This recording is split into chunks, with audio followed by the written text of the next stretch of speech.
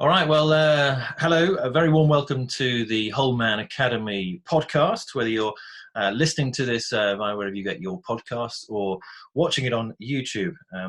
My name is Robin Swithinbank. I am, I'm here in my home office, which is, I suspect we could say, scarcely soundproofed. Delighted to be with you. A very warm welcome wherever you are. Today, I am joined by Mr. Robin Ferris. And Robin, before we get cracking, I just want to explain briefly for the benefit of our audience who you are and what you do. So Robin is the founder of Banquet. And Robin, I hope I've got this right. This is an online tool and it makes it easier for people to give to food banks. And over the last couple of years, Robin has been working feverishly to turn the germ of an idea into a thriving enterprise. During the coronavirus pandemic and this period of lockdown, Banquet has rapidly expanded in order to support the vulnerable, many of whom are now trapped at home and struggling to get the provisions they need, with food bank operations greatly reduced because of the crisis. Robin's story is not just one of compassion and determination, it's also one of personal transformation and of a journey that in double quick time has changed his life. So Robin, great name by the way, welcome to the Whole Man Academy podcast. First of all, where are you? How are you on this gloriously sunny lockdown Saturday? Yeah. Hi everyone. Firstly, thank you, Robin, for having me on. I'm a big fan of the Whole Man Academy and everything that you guys do. I've been to your events in London and actually love what you're about. So it's my privilege to be on this today. So thank you.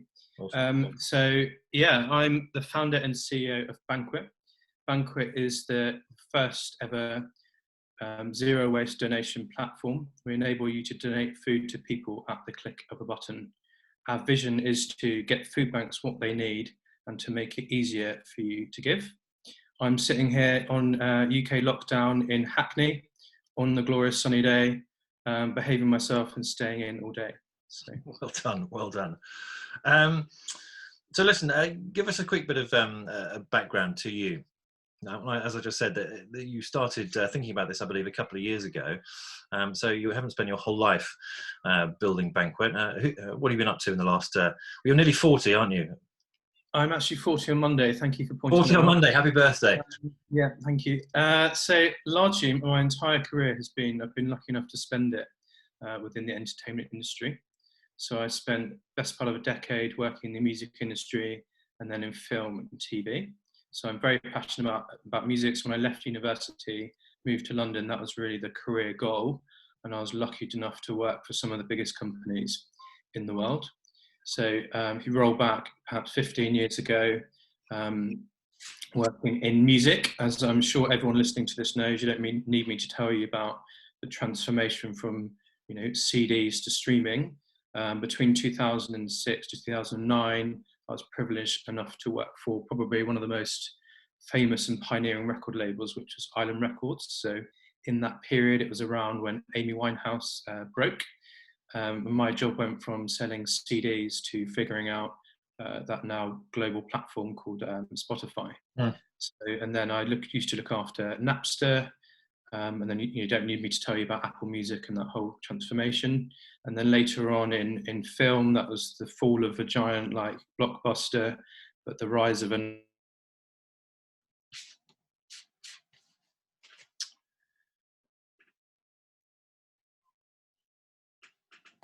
business, us actually selling Top Gear DVDs to people, and the other end of the organization, the innovation and world-class digital transformation of platforms like the iPlayer.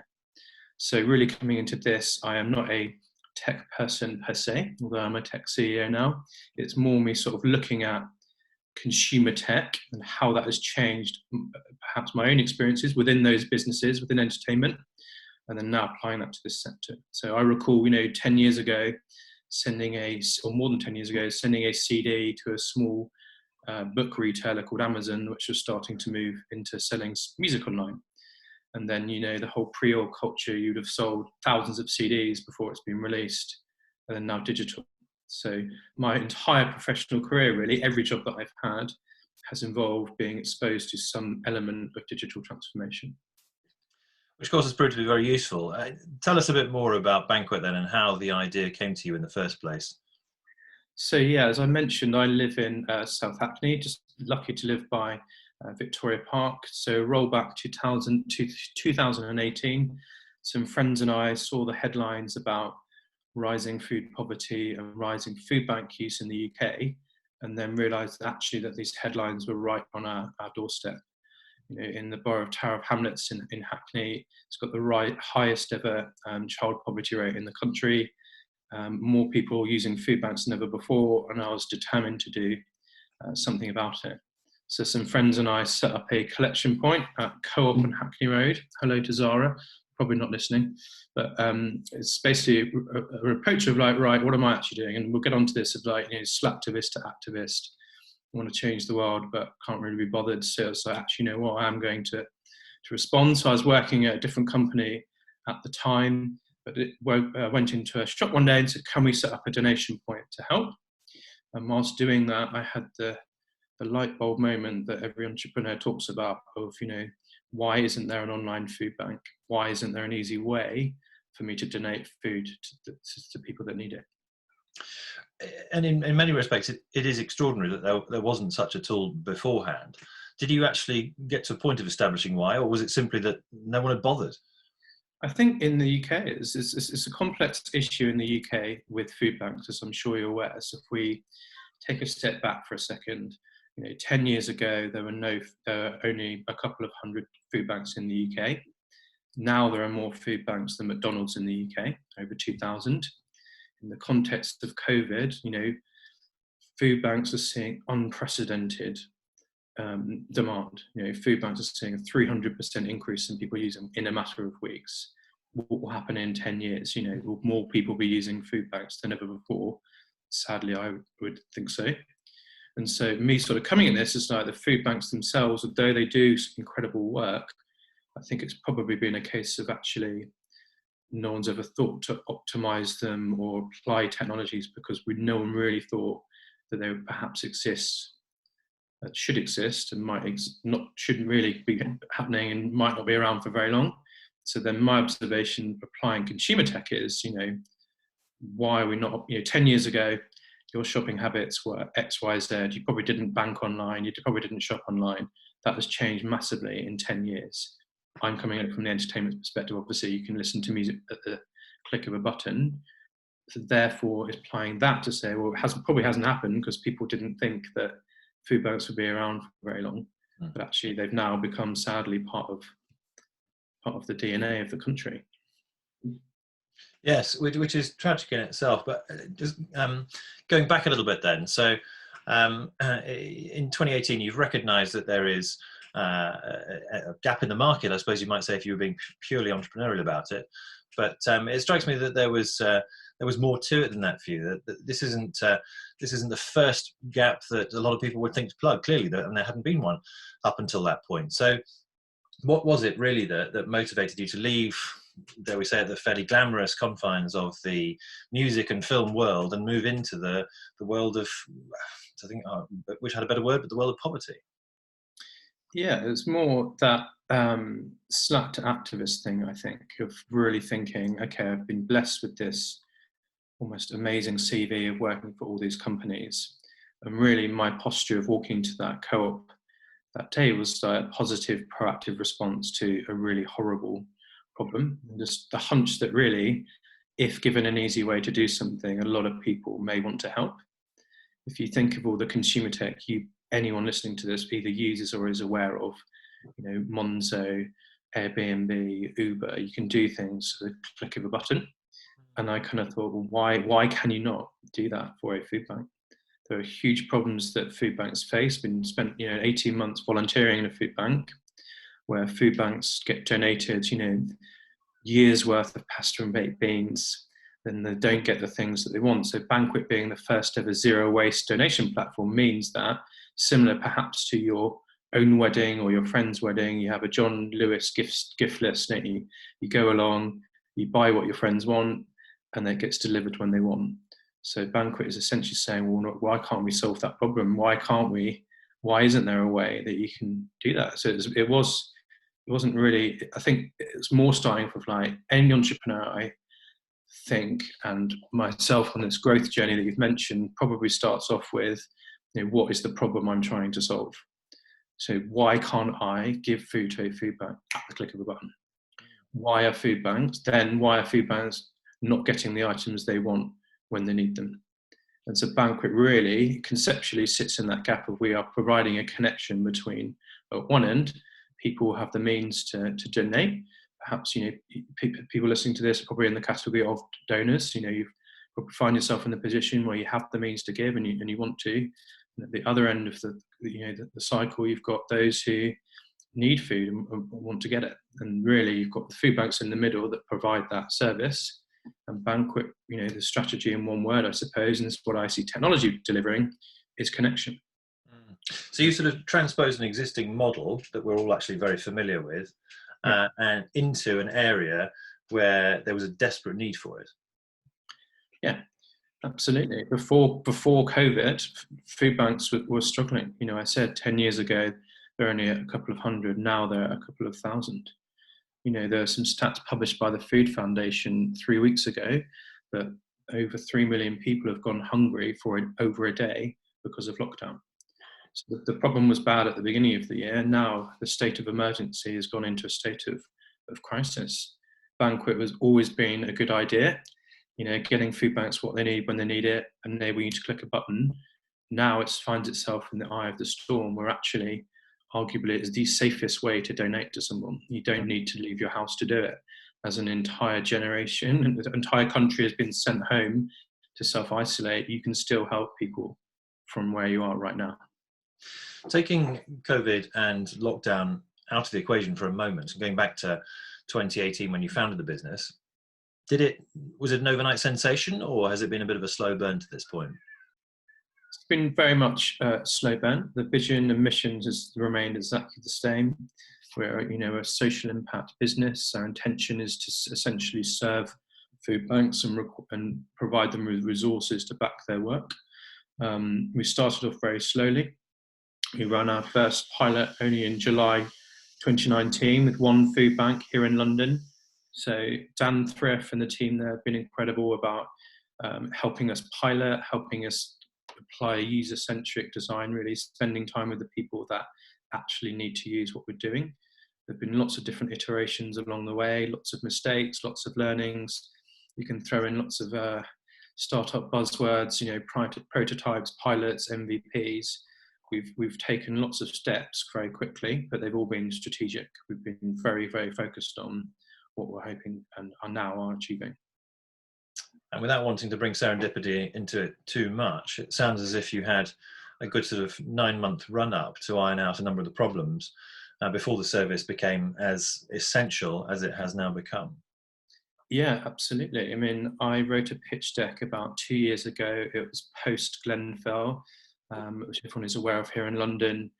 And someone actually, sadly, that I met last year, he was affected by Glenfell. He lived in Glenfell Tower, him and his family, they were all safe now. But his reflection at the time was that in a consistent season of crisis, and this is certainly what we've seen in our numbers, that people want to help, people want to donate. So his observation was that families got given loads and loads of food for Glenfell. Kind people wanted to help. You probably recall, if you dial back, bottles of water being put on the side, loads of people would give. His observation was actually what you would need in that scenario is like a just-in-time model.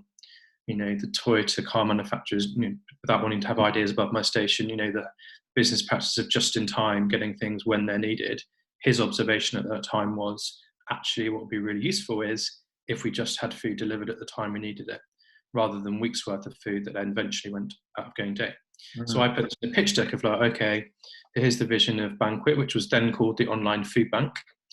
The idea was therefore, okay, pitch deck, page 3, bullet point 5, if we ever found ourselves in a state of national emergency, Banquet may be able to help with its just-in-time model. Wow. So clearly, none of us ever expected COVID to happen. But also that applying that learning of a crisis in London on my doorstep, thinking, okay, the vision of Banquet, getting food banks what they need when they need it, and giving you one button to press means that's the meaning behind the whole zero waste thing. We're not over shipping, we're not under shipping, we're not giving them things they don't want. It's things like that which are almost in terms of timing, I mean, it's remarkable. You know, Mm. anyone who has founded an organisation or leads a business will know that, you know, timing is key, isn't it? In anything you're doing, any product launch, any marketing strategy, any business coming to fruition, it's all about timing. And so Banquet finds itself in the eye of the storm. We're a small startup. We've done enough to know what needs to happen. We're small enough to be agile, to be able to change, to be able to pivot. And, you know, when it came to that, you said, you know, that 9-month run up, it's almost like we had the relationships in place. You know, we had some processes in place, but not so rigid that we couldn't move. We knew really what would happen. Clearly coming into this year, we thought, you know, let's now scale. What might Q1 look like? You know, for the globe, Q1 has been chaos, hasn't it? No one knew what was going to happen. Our business plan this year was, we're going to scale up business. You know, we're going to scale up the business. And then when March hit, like the rest of the world, we reacted in the best way that we could. And you talk about a business. So Bankuet is a business or a charity, or what is it exactly? Banquet is a business or a limited company. That was by virtue of me sort of having the idea and thinking, right, what is the quickest way that we can get this moving? As I mentioned, my entire professional career has been working for companies. It's very much a case of me applying that knowledge, staying in our lane, and, you know, making the best impact that we can. Last month, we were very kindly listed an article about 19 wonderful business responses to COVID are listed, and we were listed alongside, unbelievably, Ocado, Brewdog, and the B Corp movement, which I'm sure you're aware of, about, you know, business being force for good, tech for good. I mean, it's really like the sole purpose of Banquet is to serve food banks. So we are a tech startup focused on that. Mm. Where did the name come from? Okay, the name came, interesting question. So originally it was online food bank. So the light bulb moment, why isn't there an online food bank? Well, now there is, and it's called Banquet. In my heart, I had this, you know, the correct spelling of Banquet, you know, almost the heart of what happens around a table, what happens around food as a banquet. There's a spirit of generosity to be captured from donors. But really, actually, Banquet wouldn't be potentially appropriate for the arena in which we find ourselves. So, you know, potentially Banquet, a little bit middle classy, let's all have a party together. That's not really what happens in a food bank. So we changed the spelling slightly because we're a tech startup and we're allowed to do that. But it's really around the heart behind it was, you know, what really happens when food is there. There's a redemptive, beautiful experience that actually happens in a food bank, and food is only part of that. You know, anyone listening in this, what happens when you eat food? You are with your friends and family, your loved ones. There's community, there's life, all of those things. So really, Banquet is trying to make that sort of transformative culture, acknowledging the role that food actually plays in that. Sort of the nourishing element, isn't it? That it's not just food for the body; it's food for the soul and for the heart and for the mind. Yeah, absolutely. So you said that July 19 was the first partnership that you built with a food bank. How many do you have now? Yeah, so first one was in July with Wandsworth Food Bank. We started off very small, testing our ideas, piloting it. By the end of the year, we had 10 food banks.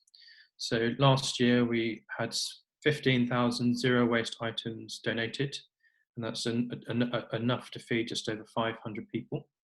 We were celebrating in January that we'd had such an impact, and it was amazing. We came into February this year with a little under 20 food banks on the system. And then now COVID happened, we've now supported over 100 food banks. We have gone from 20 to 100 in 6 weeks. And the impact, the social impact is what, you know, our key KPIs are as a business. We had over nearly 100,000 items donated in March. And that means we had enough food delivered to feed over 3,000 people. Fantastic. We've had food bank contacting us almost every day. This month we've launched a food bank, had a food bank join us every single day. We'll be ramping that up over the next coming weeks and months so we can help more people. Incredible. It's an absolutely extraordinary story, hugely inspiring. And sort of sit here and marvel really at what you've achieved in such a small space of time. One of the sort of miraculous things about it is clearly how quickly the model can be rolled out.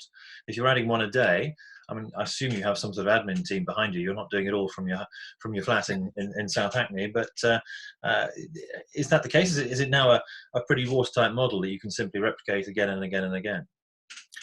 Yeah, in some ways, I mean, that's changed.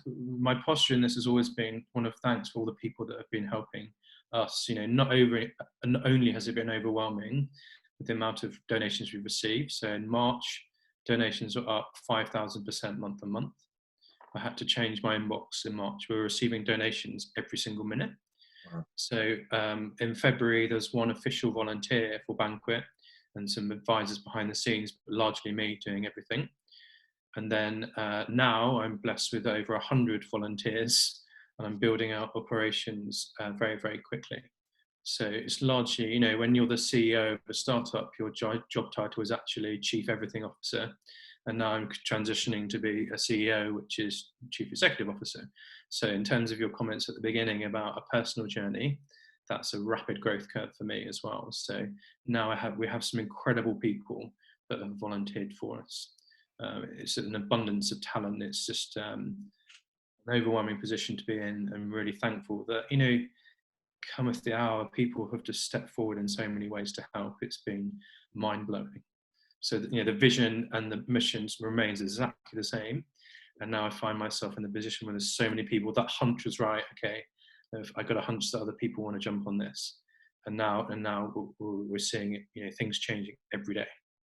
There've clearly been many rewards along the way, but I'm intrigued also to know what challenges you have faced and have had to overcome, perhaps, or are still trying to overcome.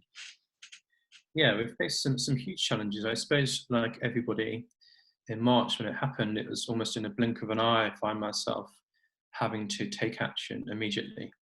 So when you're running a startup, it's very, I'm a very creative and strategic thinker. There's always ideas coming out. There's always the new thing you can try. You can try this. I found myself in a matter of days having to go from ideas to execution. If last year Banquet ran a successful pilot, we kind of knew what we needed to do. This year really was about executing that, and it's almost accelerating that. So my own capacity to do that with a lot of help from other people as well is almost like, right, we know what this is, let's go.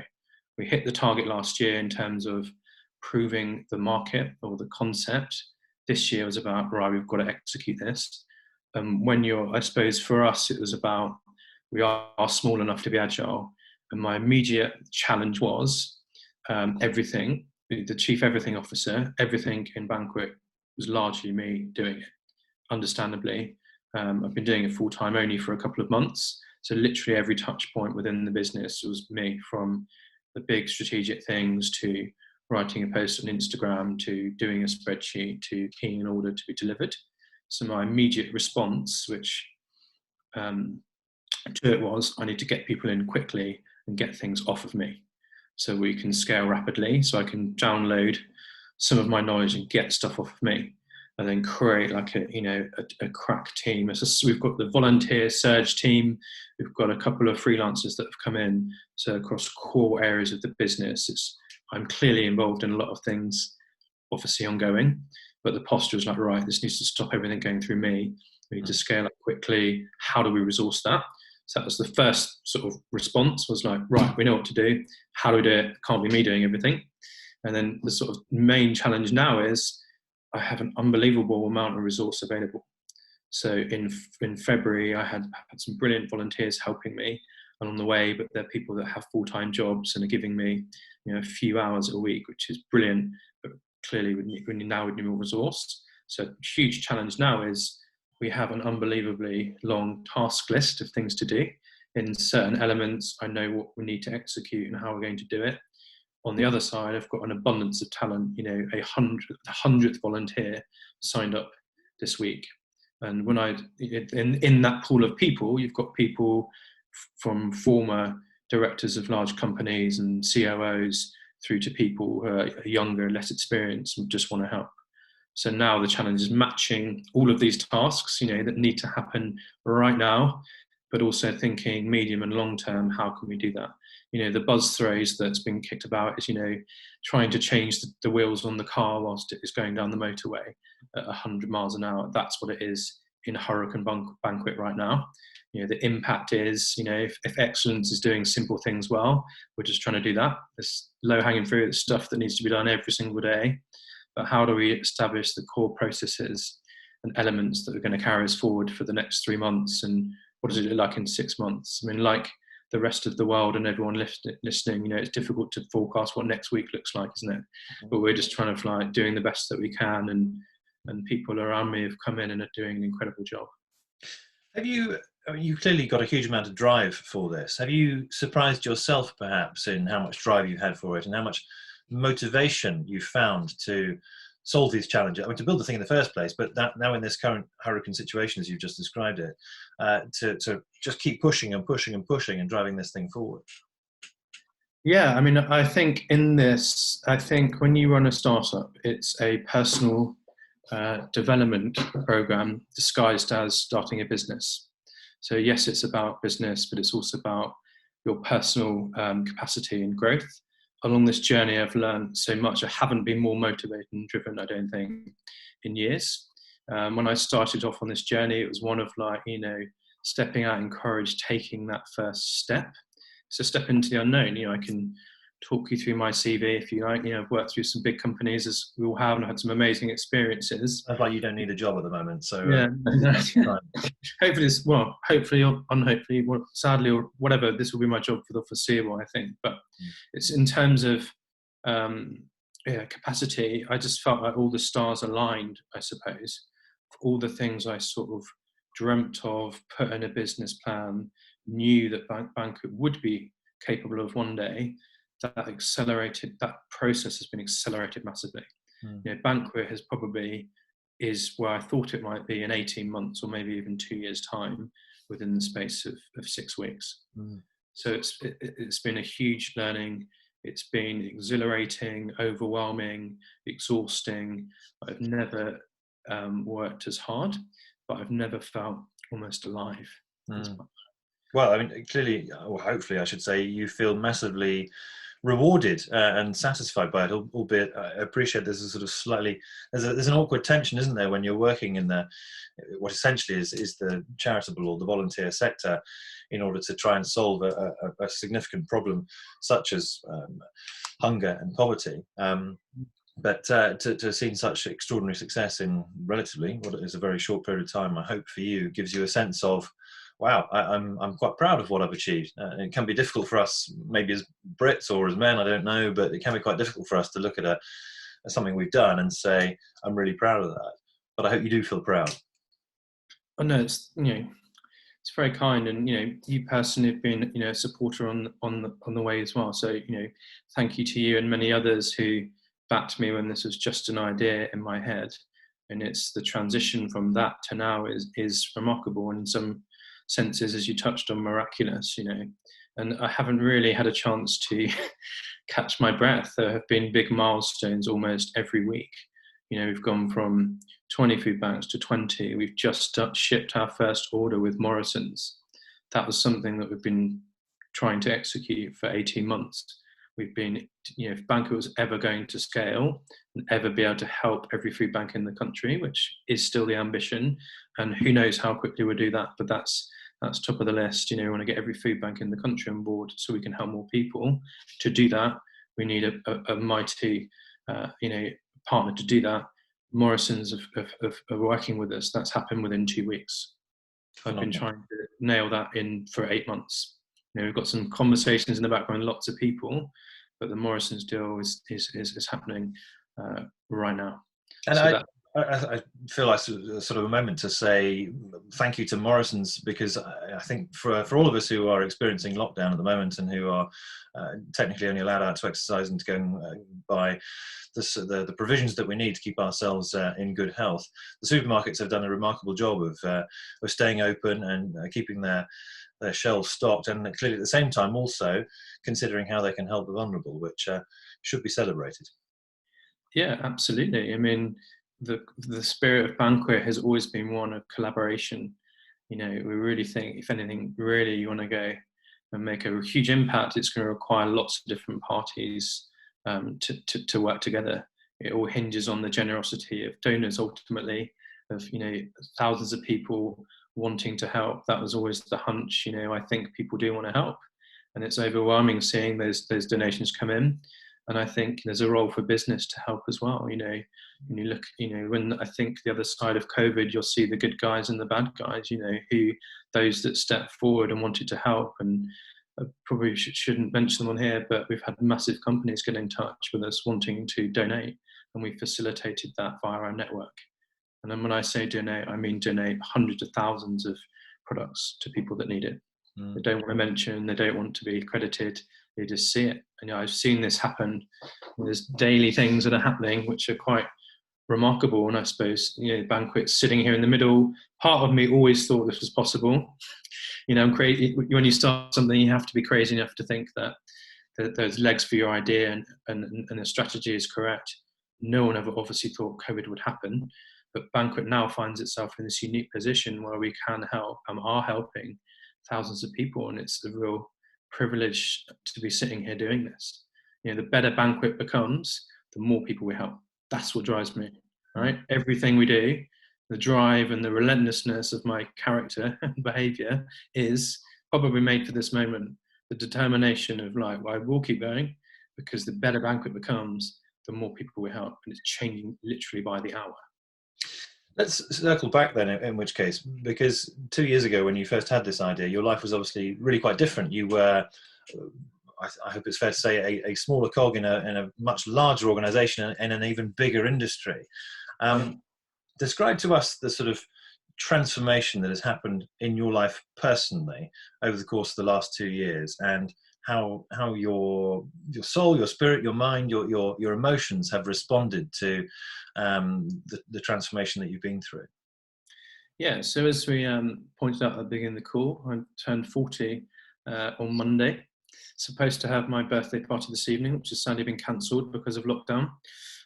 So yeah, rolling back a few years, I suppose, you know, long history of working in the entertainment industry, as you've touched on, perceived glamour, and very much had a fun time. You know, came out of university, went to move to London, worked in the entertainment industry in your 20s, and for me personally, there couldn't have been, you know, a better job for me. You're going to, as a music lover, working at a record label where everyone is equally obsessed with it. You know, you're going to gigs feels like every night of the week. There's a party, it's fun. You know, working in a huge label where, you know, the world famous artists that you're exposed to, and it's a high caliber machine that you're part of. Yes, you might be a small cog in it, but it's remarkable seeing those things happen. Same in film, you know, you touched on it, perceived glamour, you know, going to all these things. And that's fun, I think, in your 20s. And for me, that was very much the case. But then I think when you get a bit older, maybe this is a transition of perhaps you're doing a job that's a bit more senior, and it becomes less about maybe the lifestyle, more about, you know, the numbers and the business function and everything. And I think anyone who's worked in the creative sector will have, you know, a view on this, probably about maybe some of the underlying anxiety of it, of it's fun in your 20s and your 30s. You know, I have bills to pay like everyone does, and you sort of think, wow, constantly changing landscape brings with it perhaps a bit of anxiety, like, oh gosh, you know, what's going to happen? When's the next Napster going to fail, and the next Spotify? It's exciting, but, you know, if you're listening to this and you've worked in the creative industries, you know, as an executive or as an artist, there's always this element of uncertainty. So it's both exciting and terrifying. So I suppose in my 30s, there's a little bit of that. I'm like, okay, you know, I loved music, I still do, but it's probably within me looking for that next step. And really, I wasn't quite sure of what that might be. You know, 5 years ago, I'd have been, you know, I've killed someone to get back in working in a record label and the buzz of it. And part of me misses that, you know. But then also, I think, you know, that's almost a chapter that I'm very thankful for and had ended. And I was looking really for something more. You know, I touched on the slacktivist to activist thing. It was almost all of these things, the perfect storm of like, okay, you know, why isn't there an online food bank? You know, now there is, and it's Banquet. You know, and my as the more I go down this journey, I realise and look back that all of the jobs that I was given, all of the doors that have opened, have all really started to come into fruition for this. For example, I've worked with pretty much every retail or retail platform that there is. You know, I've spoken to Amazon, eBay, HMV, grocers, wholesales, independents. So I have a relatively articulate view on the retail landscape in this country. Fast forward to Banquet, I'm now negotiating with some of the biggest companies and the grocers in the country, and we are essentially an e-commerce launch platform. So at the very beginning of the journey, it was okay, gosh, I've never run a startup before. What am I doing? I'm a guy in my late 30s. All my friends are directors of companies. They're married with kids. I'm starting off on this journey, and I feel, you know, a bit of an imposter, but also, you know, potentially could look like a bit of an idiot on this. You know, what am I doing? But then now you kind of think back and, you know, I'm so glad that I did step out and take that first step of courage. And I never thought we'd be in the situation we are now, clearly. But as it goes, I see a lot of my professional experience come to play. And there is that stuff, I guess, when you're a bit older. At the very beginning of this, I was on a startup program in beginning of last year. I was sort of stepping out thinking, my goodness, I'm in my late 20s. What am I doing? Should I just go and get a real job at a film studio again? Or should I do this? And then as I have grown in this, in my own development, I've realised that actually being a bit older does enable me to have a bit, to pull on professional experience, to pull in some of the relationships I have and the know-how. You know, no doubt I will have continued to make lots of mistakes, and I've certainly made a lot on the way already. But there is an element of experience that I can bring to this too. Where was your confidence in yourself and in your abilities and in your usefulness, perhaps, a couple of years ago? And how has your confidence ebbed and flowed during the course of this last 2 years? I suppose my confidence was sort of medium to high in some ways. As I sort of mentioned, I was probably on that cycle of, you know, as unbelievable as it sounds, possibly a bit bored of working for some of these perceived to be glamorous companies. I was a little bit maybe tainted by it all, sort of possibly a bit fed up, wasn't quite sure what the next step was. And so really thanks to my, you know, friends and families, and a few friends in particular, finding that courage of wanting to step out and try something. You know, a good friend of mine said, the first sort of step is trying something. You've got to take one step to start off with. You know, it's calculated risk in some senses, but it was almost coming off the back of that inner confidence and, you know, drive to try and make some change happen. That's incredible.